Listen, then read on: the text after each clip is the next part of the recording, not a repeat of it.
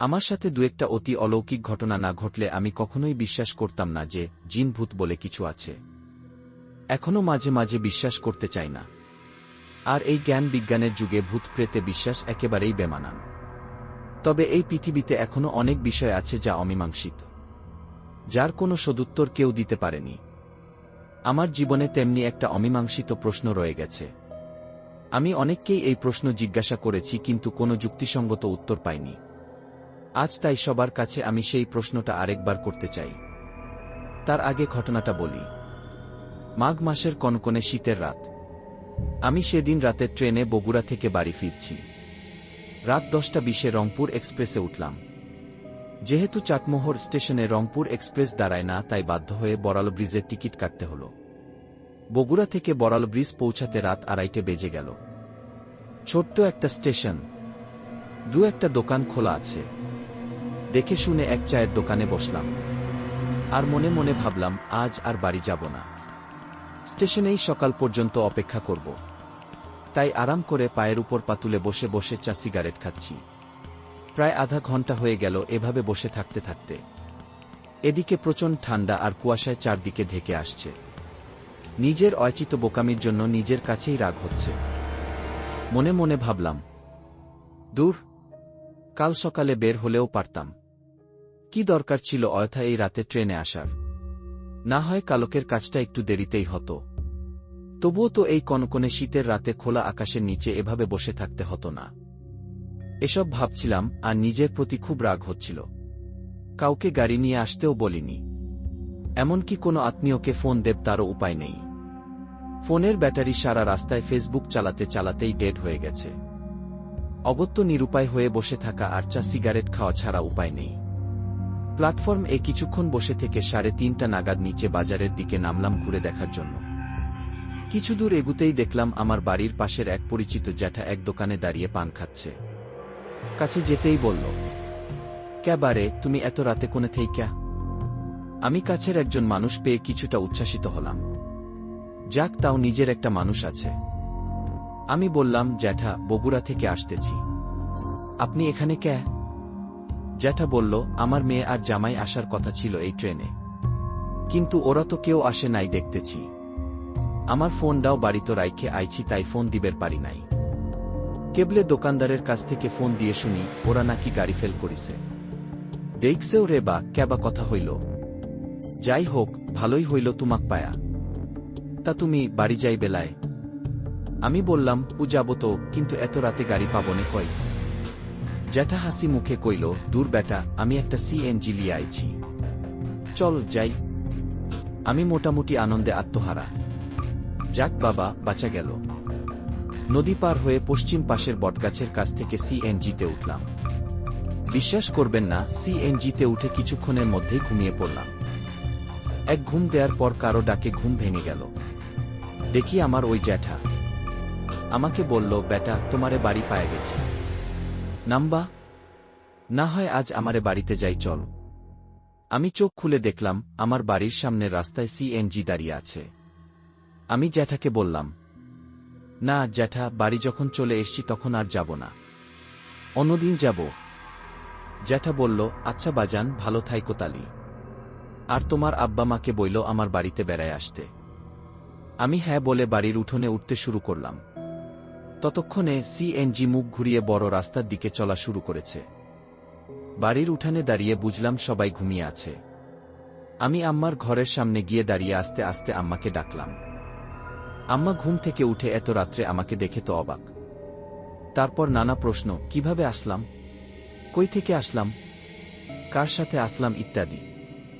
আমি ঘরে যেয়ে মাকে সব খুলে বললাম। হঠাৎ করে ঘরের দেয়াল ঘড়িটা বেজে উঠল। 4টার ঘণ্টা শুনে আমি হকচকিয়ে ঘড়ির দিকে তাকালাম। কেবল 4টা বাজল। আমি দেয়াল ঘড়িতে ভুল আছে ভেবে হাত ঘড়ির দিকে তাকালাম। 4টা এখনো বাজেনি, কয়েক সেকেন্ড এখনো বাকি আছে। আমি আরো অবাক হয়ে গেলাম, এটা কিভাবে সম্ভব? বড়াল ব্রিজ থেকে চাটমোহরে আসতেই যেখানে 45 মিনিটের উপরে সময় লাগে, সেখানে আরো 7-8 কিলো বেশি রাস্তা মাত্র 15 মিনিটে কিভাবে আসলাম? তারপর মা যখন সব কিছু শুনে বুকে দোয়া পড়ে ফু দিয়ে বললেন, আল্লাহর মাল, আল্লাহই হেফাজত করেন। তখন একটু অবাক হয়েছিলাম বটে, কিন্তু যখন শুনলাম আমি যে জ্যাঠার সাথে এতটা পথ এসেছি তিনি গত 5 দিন আগে মারা গেছেন, তখন স্তব্ধ হয়ে গেলাম। কিন্তু কিভাবে আমি এত অল্প সময়ে এতটা পথ এলাম? আর একজন মৃত মানুষ আমাকে কেন সাহায্য করলেন? তা আজও আমার কাছে অমীমাংসিত জিজ্ঞাসা। কেউ এর সদুত্তর জানলে অবশ্যই জানাবেন, কৃতজ্ঞ থাকব। রহস্যময় মানুষ খেকো মহিলা। ইন্দোনেশিয়ার পুলিশ 29 বছর বয়সী এক মহিলাকে আটক করেছে মানুষ হত্যা ও মানুষের মাংস খাওয়ার জন্য।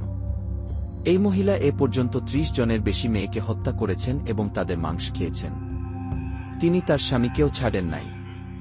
তিনি মানুষকে মেরে তাদের মাংস ফ্রিজে রেখে দিতেন এবং সময় হলে রান্না করে খেতেন। এই মহিলা বলেছেন যে প্রায় তিনি তার ফ্রেন্ডদের নিয়ে পার্টি করেন এবং তাদেরকে মানুষের মাংস খেতে দেন, কিন্তু সেটা তার ফ্রেন্ডরা জানেনও না। বরং তার ফ্রেন্ডরা বলেছেন তারা নাকি খাবার উপভোগ করেন। এই মহিলা বলেছেন তিনি নিজের ইচ্ছাতেই মানুষকে মেরে তাদের মাংস খান এবং সুযোগ পেলে ভবিষ্যতেও খাবেন। এমনকি জেলের ভিতর থাকাকালে তিনি একজন মহিলা দারোগার উপর আক্রমণ চালিয়েছিলেন। সেবার অনেক দিন পর কুরবানির ঈদের ছুটিতে বাড়ি গেছি। আর বাড়ি যাওয়া মানেই বাড়িতে থাকি বা না থাকি সুকচাঁদ চাচার দোকানে প্রতিদিন যেতেই হবে। বিশেষ করে আমি আর আমার এক জ্যাঠাতো ভাই রবিন প্রতিদিন বিকেলে মোটরসাইকেল নিয়ে চাচার দোকানে চলে আসতাম। তারপর সারা বিকেল সন্ধ্যা বন্ধুদের সাথে আড্ডা আর ছোট ভাইদের সাথে গল্প গুজব করে রাত 8টা-9টা নাগাদ বাসায় চলে যেতাম। আমার গ্রামের বাড়ি থেকে সুকচাঁদ চাচার চাষটলে আসা যাওয়ার পথে একটা বিল পাড়ি দিতে হতো। বিলের মাঝখানে এই রাস্তাটা প্রায় 1.5-2 কিলো। পুরাটাই ফাঁকা, আশেপাশে কোনো বসত বাড়ি নাই, যেদিকে তাকানো যায় শুধু বিস্তীর্ণ ফসলি জমি। আর পাকা রাস্তার দুপাশে মাঝারি গোছের লাটিম গাছ, কোথাও কোথাও 2-1টা শিশু কিংবা বট গাছ সমস্ত রাস্তাটাকে একটা আকর্ষণীয় দর্শনীয় স্থানে পরিণত করেছে। তবে বিশেষত বর্ষাকালে এই জায়গাটা আরও বেশি সুন্দর হয়ে ওঠে। তখন সমস্ত ফসলি জমি পানির নিচে চলে যায়, বিল বর্ষার পানিতে ভরে ওঠে। যেদিকে তাকাবেন শুধু পানি আর পানি। পশ্চিমা দিগন্তে অস্তগামী লাল সূর্যটা কিভাবে বিলের পানিতে হারিয়ে যায়, তাই দেখতে বিকেল বেলা ছেলে বুড়ো সহ সকল বয়সী লোকজন এসে এইখানে ভিড় করে। বিলের অপার সৌন্দর্য দুচোখ ভরে অবলোকন করে। তারপর সন্ধে বাড়ার সাথে সাথে একে একে ফাঁকা হয়ে যায় সব। আমাদের চলন বিলের লোকজন এই জায়গাকে বলে মিনি কক্সবাজার। যাদের কক্সবাজার দেখার সামর্থ্য নেই তারা এই চলন বিলের মধ্যেই কল্পনায় কক্সবাজার দেখে নেই। কিন্তু এই অপার সৌন্দর্যের মাঝে কোথাও কোথাও লুকিয়ে আছে অতিপ্রাকৃত কিছু ঘটনা, তা অনেকেই জানেন না। ছোটবেলায় দাদার মুখে এ বিলের মধ্যে ঘটে যাওয়া কিছু ভুতুরে গল্প শুনে এসেছি, কিন্তু নিজের চোখে তা দেখব কিংবা আরেকটা নতুন ঘটনার সাক্ষী হব তা কোনোদিন ভাবিনি। যাই হোক, কুরবানির ঈদের বেশ কয়েকদিন পরের ঘটনা এটা। সেদিন আমি আর আমার জ্যাঠাতো ভাই সুকচাঁদ চাচার দোকানে যাওয়ার জন্য বের হলাম। বের হতে হতেই বেশ দেরি হয়ে গেছে, কিন্তু সন্ধ্যা হোক আর যাই হোক চাটমোহরে না এলে আর সুকচাঁদের দোকানের চা না খেলেই নয়। বাড়ি থেকে রওনা দিয়ে বিলের মধ্যে আসতে আসতে প্রায় বেলা ডুবা ডুবা ভাব। একেবারে ভরা সন্ধে বেলা তখন। হালকা শীত শীত লাগছে, তার মধ্যে দুভাই মোটর সাইকেল চালিয়ে আসছি। গাড়ির গতিবেগ 40-50 কিমি/ঘণ্টা। হঠাৎ ধানকুনিয়া পার হয়ে যে একটা গোরস্থান আছে সেই গোরস্থানের কাছে আসতেই তীব্র গরম এক বাতাসের হোলকা এসে লাগল। আমি আর রবিন দুজনেই খুব ভালোভাবে অনুভব করলাম। রবিন আমাকে বলল, চাচাতো ভাই, গাড়ির স্পিড আর একটু কমা। আমি ওর কথার তাৎপর্য বুঝতে পারলাম। সঙ্গে সঙ্গে হালকা ব্রেক করে বিলের প্রথম মোড়টা পার হলাম। ততক্ষণে সন্ধ্যা নেমে এসেছে। আমি রবিনকে বললাম, কি রে, হঠাৎ এ গরম বাতাস কই থেকে আইল? ও আমতা আমতা করে কিছু বলল না। প্রথম ব্রিজটার কাছে এসে গাড়ি দাঁড় করালাম।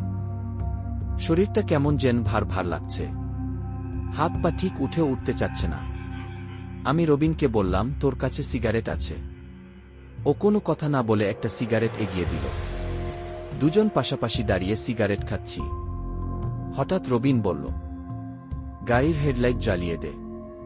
আমি নিচে নেমে প্রস্রাব করে আসি। মুখে সিগারেট লাগিয়েই ও নিচে নেমে গেল প্রকৃতির ডাকে। তখন আমি ব্রিজের সাইডে একা দাঁড়িয়ে। মনের মধ্যে হালকা ভয় কাজ করছে, কিন্তু ঠিক পাত্তা দিচ্ছি না। বরং সিগারেটে জোরে করে 2টা টান দিয়ে ফেলে দিলাম। ততক্ষণে রবিন ওর কাজ সেরে উপরে চলে এসেছে। ওর মুখে এখনো সিগারেট। গাড়িতে উঠে বসতেই আমি গাড়ি স্টার্ট দিয়ে সামনে এগুতে শুরু করলাম। গাড়ির হেডলাইটের তীব্র আলোয় পোকাগুলো সাত সাত করে চোখে মুখে এসে লাগছে। কিন্তু একটু দূরে যেতেই গাড়ির হেডলাইট হঠাৎ ডাউন হয়ে গেল। কিন্তু ইঞ্জিন যথারীতি চলছে। আরেকটু সামনেই বড় ব্রিজটা, সামান্য উঁচু, কিন্তু আমার গাড়িটা কিছুতেই যেন উপরে উঠছে না। মনে হলো কেউ একজন পেছন থেকে টেনে ধরে আছে। আমি ভাবলাম উঁচু জায়গা, তাই বোধহয় এমন হচ্ছে। ক্লাস ধরে ঘ্যাট ঘ্যাট গিয়ার কমিয়ে 2 গিয়ার নিয়ে আসলাম, কিন্তু তবুও যেন ইঞ্জিন ঠিক শক্তি পাচ্ছে না। আমার ডান হাতে পিক আপ ফুল টানা, সাইলেন্সারের পেছন দিয়ে সাদা ধোঁয়া বের হচ্ছে, কিন্তু গাড়ি যেন এগুতেই চায় না। অনেক কষ্টে গাড়ি বড় ব্রিজটার উপরে উঠে থেমে গেল। আর ঠিক সঙ্গে সঙ্গে আবারও সেই গরম বাতাস অনুভব করলাম, যেন এখনই আমাদের দুজনকে গাড়ি সমেত ব্রিজ থেকে নিচে ফেলে দেবে। হার্টবিট প্রচণ্ড বেড়ে গেছে। সামনে পিছনে তাকিয়ে কোনো জনমানুষের চিহ্ন দেখতে পেলাম না। রবিনের মুখের দিকে তাকিয়ে ওর পাংশুটে মুখ দেখে আমি আরও ঘাবড়ে গেলাম। কি করি আর কি করব ঠিক বুঝে উঠতে পারছি না। এদিকে চরম বাতাস হচ্ছে, যেন এই সময়েও কালবৈশাখী ঝড় হচ্ছে বিলের মধ্যে। আমি তো হেডলাইটের আশা ছেড়েই দিয়েছিলাম, কিন্তু ইঞ্জিন বন্ধ হওয়ার কারণ খুঁজলাম। টাঙ্কি ঝাঁকিয়ে দেখলাম, না, যে তেল আছে তাতে অনায়াসে 1 কিলো রান করা যাবে। স্পার্কিং প্লাগ টান দিয়ে খুললাম। রবিনকে বললাম, মোবাইলের লাইট ধর। ও গ্যাস ম্যাচ বের করে লাইট ধরল।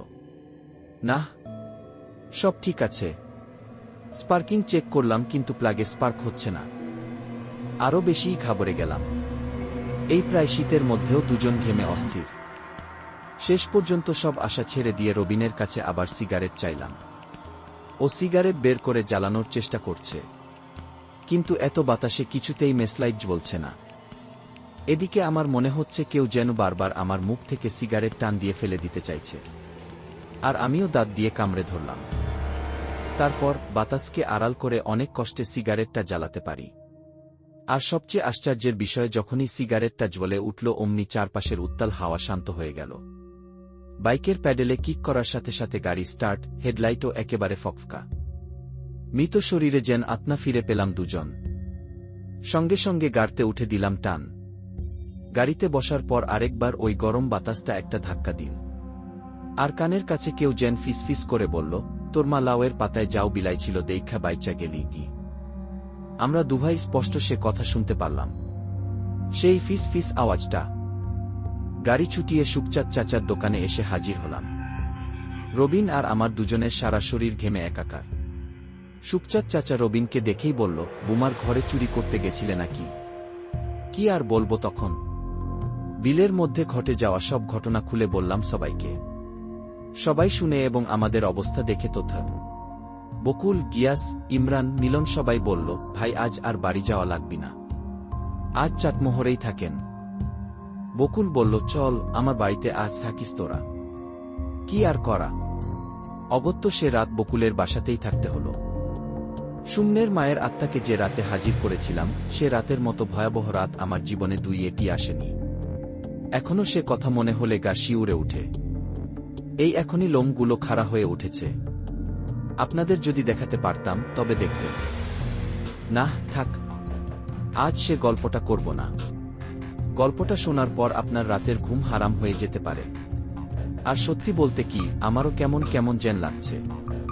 ইচ্ছেই হচ্ছে না সে কথাগুলো আবারও মনে করি। আবার গল্পটা শেষ না করে উঠতেও ইচ্ছে করছে না। যত ভয়ঙ্করই হোক না কেন, আমার মতো তো সবাই এত ভীতু না। তাহলে শুরু করি, কি বলেন? 13 জুন 2009 সাল। তারিখটা আমার স্পষ্ট মনে আছে। আর বার সম্ভবত সেদিন শনিবার ছিল। শনি ও মঙ্গলবার আপনাদের হাজির করার মোক্ষম দিন। বিশেষ করে এই 2 দিন এরা স্বাধীনভাবে ঘুরে বেড়ায়। সুযোগ পেলেই লোকজনকে ভয় দেখায় কিংবা বড় কোনো অঘটন ঘটায়। ছোটবেলা থেকেই আমার দাদির করা নিষেধ ছিল শনিবার আর মঙ্গলবারে যেন বেশি রাত বাহিরে না থাকি। তাছাড়া আমার বাড়ির প্রায় পাশেই ছিল কবিরাজ মালু জ্যাঠার বাড়ি। তিনিও বারবার নিষেধ করতেন। আর নিষেধ করার বড় কারণ ছিল আমার ভুতুরে রাশি। আপনি বিশ্বাস করবেন কিনা জানি না, কিন্তু ভুতুরে রাশির লোকই থাকে আলাদা। হয়তো একই সাথে দুজন রাতের বেলায় হাঁটছেন, আপনি অনেক কিছুই দেখছেন কিন্তু আপনার সঙ্গী কিছুই দেখতে পাচ্ছে না। এমনও হয়। আর নিজে এই ভুতুরে রাশির হওয়ায় এইসব আজে বাজে নানা অভিজ্ঞতার সম্মুখীন হতে হয়েছে বহুবার। আর তাই বাড়ি থেকে কঠিন নির্দেশ ছিল, ইলিশ, কই কিংবা পুঁটি মাছ দিয়ে ভাত খেয়ে ভর দুপুরে বাহিরে যেন না যাই, অথবা তেল পিঠা খেয়ে পানি না খেয়ে বাহিরে বের হওয়া ছিল অসম্ভব। এত কড়াকড়ির পরেও কখনো সখনো মিস্টেক হয়ে যেত। যাই হোক, সেই 13 জুন শনিবার ছিল এমনই একটা ভয়ঙ্কর রাত। ভয়ঙ্কর মানে শুধু ভয়ঙ্কর নয়, এক বিভীষিকাময় কালো রাত। ঠিক সেদিন থেকে 1 বছর আগে সুমনের মা সুমনের বাপের উপর রাগ করে বিষ খেয়ে মরেছিল। সন্ধ্যার সময় বাড়ি থেকে বের হয়ে গেছিল আর সারা রাত বাড়ি আসে নাই। পরের দিন নুরুর পুকুরের পাশের এক জমিতে পড়েছিল মহিলার নীল হয়ে যাওয়া লাশ। আর সেদিন থেকে ঠিক 29 দিন পর প্রিয়াঙ্কার মা নাকি একবার সুমনের মাকে পুকুর পাড় দিয়ে হেঁটে যেতে দেখেছিল। যা হোক, সুমনের মা বিষ খেয়ে মারা যাবার 43 দিনের দিন সুমনের বাবা নতুন একটা বউ নিয়ে এলো। কিন্তু সেই নতুন বউ যে সংসারের শান্তির কাল হয়ে যাবে তা সুমনের বাপ ভাবতেও পারেনি। প্রথম কয়দিন ভালোই চলল, তারপর শুরু হলো নতুন বউয়ের আসল চেহারা প্রদর্শন। ছোট্ট সুমনটা তখন কেবল 6-7 বছরের, কিন্তু ওই ছোট্ট বাচ্চা ছেলেটার সাথে সৎমা নানাভাবে অত্যাচার করা শুরু করল। সৎমায়ের আচরণে ক্ষুব্ধ সুমন অভিমান করে বাড়ির বাহিরে তাল গাছগুলোর নিচে গিয়ে বসে থাকত। আর তেমনি একদিন ভর দুপুর বেলা সুমন তাল গাছের নিচে বসে আছে। এমন সময় পশ্চিমের বাগানটার কাছ দিয়ে ওর আপন মাকে আসতে দেখল সুমনের ভাষ্যমতে। মাকে দেখে আনন্দে আটখান সুমন কিছুদূর দৌড়ে গিয়ে মাকে জড়িয়ে ধরে সৎমা আর বাবার বিরুদ্ধে হাজারো অভিযোগ একে একে তুলে ধরল। কিভাবে তার নতুন মা তার সাথে খারাপ ব্যবহার করে, কিভাবে বাবা আর আদর করে না, সব কথা। ছোট্ট সুমনের কথা শুনে ওর হারিয়ে যাওয়া মা নাকি কেঁদে ফেল।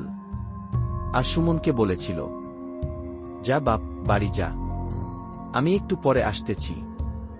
মহাখুশি সুমন দৌড়ে বাড়িতে এসে সবাইকে ডেকে ডেকে মায়ের সাথে দেখা হওয়ার কথা বলল। কিন্তু কেউই ওর কথায় কর্ণপাত করল না। আমার কাছে এসে আমাকে জাপটে ধরে বলল, ও কাকা, আমি না মাকে দেখেছি। আমি ওকে কাছে বসিয়ে খুঁটে খুঁটে সব জিজ্ঞাসা করলাম, কি দেখেছি, কিভাবে দেখেছে, আর কি কি কথা হয়েছে, সব কিছু। 7 বছরের ছোট্ট সুমন গটগট করে সব কথা বলে গেল। আমি ওর কথা পুরোপুরি বিশ্বাস না করলেও একেবারে উড়িয়ে দিলাম না। এমনকি ছোট্ট সুমনকেও কিছু বললাম না। থাক না বেচারা মায়ের ফিরে আসার সান্ত্বনা নিয়ে, তাও যদি ও একটু ভালো থাকে। সেদিন সন্ধ্যা থেকে শুরু হয়েছিল উৎপাত। সুমনের নতুন মা যেখানেই যাল সেখানেই ভয় দেখাত। এমনকি একবার তো কাঁচা পায়খানার মধ্যে উপর করে পুঁতে ফেলতেও চেয়েছিল। ভাগ্যিস সেদিন হুজুরের বউ, বাড়ির পাশের এক মহিলা, পায়খানা ভাঙার শব্দে এগিয়ে এসেছিল। তা না হলে সেদিনই সৎমায়ের কেল্লা ফতে। তারপর থেকে সৎমা একা একা টিউবওয়েল পারেও যেত না। কিন্তু কদিন আর এভাবে থাকা যায়? ভয়ে ভয়ে মহিলাটা বাপের বাড়ি গেল কয়েকদিনের জন্য। আর সেই কয়েকদিন আর কেউই কিছু দেখল না। সুমনের সৎমা কবিরাজের কাছ থেকে তেল, মাদুলি, পানি পড়া প্রভৃতি নিয়ে কয়েকদিন পর আবার এই বাড়িতে ফিরে এলো। আর কবিরাজের উপর দি ভরসায় সবকিছুকে তুচ্ছ জ্ঞান করা শুরু করল। কিন্তু কথায় আছে, পিপিলিকার পাখা গজায় মরিবার তরে। একদিন এই নব্য পাখনা যুক্ত মহিলারও শেষ দিন চলে এলো। সুমনের সৎমা এ বাড়িতে এলেও প্রায় মাস খানেক আর কিছুই দেখলেন না। ভাবলেন সব কিছু স্বাভাবিক হয়ে গেছে। কিন্তু 1 মাস পর থেকে শুরু হলো নতুন উপদ্রব। রাত বিরাতে হঠাৎ করে ঘরের বাহিরে গরুর হেঁটে চলার শব্দ পাওয়া গেল। কখনো খুব কাছ থেকে কেউ যেন ফিসফিস করে কিছু বলছে এমন শোনা যেত। মনে হতো এই জানালার ও পাশে দাঁড়িয়ে দুজন মানুষ নিজেদের মধ্যে আলাপ করছে। এমনকি সৎমা 2-1 দিন সে কথা শোনার চেষ্টা করল না, তাও না। জানালার সাথে কান পেতে থাকল কিন্তু কিছু বুঝতে পারল না, বরং ফিসফিসানি শব্দ শোনা যেত শুধু। এভাবে গায়ের উপর আম গাছের ডাল ভেঙে পড়তে পড়তে বেঁচে গেল। তারপর একদিন দুপুর বেলায় হঠাৎ করে বাড়ির পাশের আম গাছটা কেউ একজন জেন জোরে জোরে ঝাঁকাতে শুরু করল। সে কি এই ঝাঁকি না সেই ঝাঁকি? না দেখলে কেউ বিশ্বাস করবেন না। যা হোক, এত কিছু 1 বছর ধরে চলতে থাকল। একদিন বিকেলে সুমন এলো আমার কাছে। এসে বলল, ও কাকা, কাকা। মা তো আর আসলো না। আমি ওকে কোনো উত্তর দিতে পারলাম না। শুধু বললাম, দূর বেটা, এত ভাবতেছিস কেন? মা আসবিনি। ভাতিজা সুমন যেন একটু আশা খুঁজে পেল। ও চোখ মুখ চকচক করে উঠল। তারপর ভো দৌড় দিয়ে বাড়িতে। সুমন চলে যেতেই আমার একটা চিন্তা মাথায় এলো। আচ্ছা, সুমনের মা কি চায়? কেন এমন করছে? আমি জানি এর উত্তর একমাত্র সুমনের মাই দিতে পারে। মাথার মধ্যে দুষ্ট বুদ্ধি চলে এলো। প্লানচেট করব বলে স্থির করলাম। কিন্তু কিভাবে? এর আগে একটা কথা বলে রাখি, আমি যখন এসএসসিতে পড়তাম তখন আমার এক বন্ধু সুজন কবিরাজি শিখত। ও আমাকে কয়েকটা কবিরাজির বইও দিয়েছিল, আর সেই বইয়ের নিয়ম অনুযায়ী সে বয়সে কিছু আমল করেছি। শ্মশান থেকে পয়সা, হার এসব সংগ্রহ করেছিলাম অনেক আগেই, কিন্তু তার ব্যবহার করার সাহস কখনো হয়ে ওঠেনি। আর আমার মা একদিন সেই সব কবিরাজির বই, ডায়েরি খুঁজে পেয়ে নিষ্ঠুরভাবে পুড়িয়ে দিয়েছিল। আর তা পুড়িয়েছে আমার ভালোর জন্যই। সেই পুরানোর হাত থেকে দু একটা বই রক্ষা পায়। তেমনি একটা বই নিয়ে আমি আবার পড়া শুরু করলাম। খুব মনোযোগ সহকারে পড়ে পড়ে করণীয় কাজগুলো লিখে রাখলাম। প্লানচেট করতে অন্তত আরও দুজনকে দরকার, যারা আমাকে শক্তি দিতে পারবে। অনেক ভেবে চিনতে আমার বাল্য বন্ধু শফিকুল আর জাকিরকে সবকিছু খুলে বললাম। ওরা রাজি হয়ে গেল। তারপর কিছু আনুষঙ্গিক প্রয়োজনীয় জিনিস যেমন সোয়াশের আতপ চাল, আগরবাতি, শ্মশানের 2.25 টাকা, মরা মানুষের বিছানার চাদরের টুকরা, সুমনের মায়ের কাপড়ের টুকরা ইত্যাদি খুব গোপনে সংগ্রহ করলাম। তারপর এলো কাঙ্ক্ষিত রাত। 13 জুন 2009 শনিবার। ঘুটঘুটে কালো এক রাত। আমরা কজন রাত 12টা নাগাদ জাকিরের ঘরে বসলাম। জাকিরের বাড়িতে সেদিন কেউ ছিল না। সবাই পুত পবিত্র হয়ে মাটিতে প্লানচেট ছক আঁকালাম। তারপর বইয়ের নির্দেশনা অনুযায়ী যা যা করতে হবে সবই করলাম। রাত 1টা নাগাদ 3 জন মুখোমুখি বসে আছি। আমি প্লানচেটের জন্য কালী ষষ্ঠী মন্ত্র জপ করলাম, তারপর আত্মামাং মন্ত্র। মন্ত্র জপ করতে করতে নাকে তীব্র ঝাঝালো এক গন্ধ পেলাম। তারপর সারা ঘর যেন কাঁপতে থাকল। আমি আগেই ওদের বলেছিলাম যেন কেউ ভয় না পায়। ভয় পেলে নির্ঘাত মৃত্যু। কিন্তু তারপরেও আমারই ভয় ভয় লাগতে শুরু করতেই নিজের দুর্বলতা টের পেলাম। সঙ্গে সঙ্গে জাকিরের হাত জোরে করে ধরলাম। আমার অন্য হাত শ্মশানের হাড়টার উপর। আমি জানি যতক্ষণ আমি দুর্বল না হব ততক্ষণ আমার কিছুই হবে না। একটা জোরে করে নিঃশ্বাস নিয়ে চোখ খুললাম। একটা ছায়া মূর্তি দাঁড়িয়ে আছে আমাদের থেকে একটু তফাতে। আমি বললাম, কে? ছায়া মূর্তি হাসতে হাসতে বলল, কিরে, আমাকে চিনতে পারিস নাই? আমি তোর ভাবি। আমাকে ডাকতেই তো এসব করা, তাই না? হা হা হা গি। আমি বললাম, হ্যাঁ। সুমনের মা বলল, আমি অনেক সুযোগ খুঁজছিলাম তোর সাথে দেখা করার, কিন্তু সুযোগ পাই নাই। আজ পেলাম। আমি বললাম, ভাবি, আসলে তুমি এমন করলা কেন? আর এখনই বা এমন করতেছ কেন? এবার সুমনের মা একটু গর্জন করে উঠে বলল, কেন, তুই জানিস না কেন আমি এমন করেছিলাম আর কেন করতেছি? সুমনের বাপ ওই মাগির জন্য আমার গায়ে হাত তুলিছিল, তাই রাগ কইরে আমি বিষ খেলাম। আর ওই মাগি আমি মরতে না মরতে আমার ঘরে ঢুকিছে। আমার ছোট্ট সাওয়ালের সাথে কি খারাপ ব্যবহারই না করেছে। আমার ছাওয়ালদা আমার জন্যই কাঁদে। আমি কিছুতেই ওই মহিলাকে থাকতে দেব না, এমনকি কোনো মহিলাকেই না। কণ্ঠে সুমনের মা কথাটা বলল। রাগে তার কণ্ঠ থেকে সাপের মতো ফোঁস ফোঁস শব্দ হচ্ছে। আমি কিছু একটা বলতে যাব, অমনি সুমনের মা বলল, তুই আর এসব করিস না, তোর এসব কিছুই না। আমি এমনি তোর সাথে দেখা করতে এসেছিলাম, একটা সংবাদ দিতে। আমি কৌতূহলী হয়ে জিজ্ঞাসা করলাম, কিসের সংবাদ? সুমনের মা এবার ফুফাতে ফুফাতে বলল, আমি আমার ঘরে কাউকে থাকতে দেব না, এমনকি দুনিয়াতে না। ওই মহিলার সময় শেষ হয়ে গেছে। আমোকে পানির মধ্যে চুবায় আসিছি। হা হা হা গি। যা, আর এসব করিস না কখনো। আমি হব্য তব্য লেগে গেলাম। কি, সত্যিই নাকি? ঘর আবার কাঁপতে শুরু করল। তারপর আর কিছুই নেই। জাকির আর শফিকুল তো ভয়ে চুপসে আছে। শফিকুল কি যেন বলতে চেয়েও বলতে পারল না। সুমনদের বাড়ি থেকে চেঁচামেচির আওয়াজ আসছে। কি যেন হয়েছে সেখানে। কান খাড়া করে শোনার চেষ্টা করলাম। যা শুনতে পেলাম, তারপর 3 জন পরস্পরের মুখের দিকে তাকিয়ে চুপসে গেলাম ঘটনার আকস্মিকতায়। এত দ্রুত সব ঘটে গেল ভাবতেই পারছি না তখনও।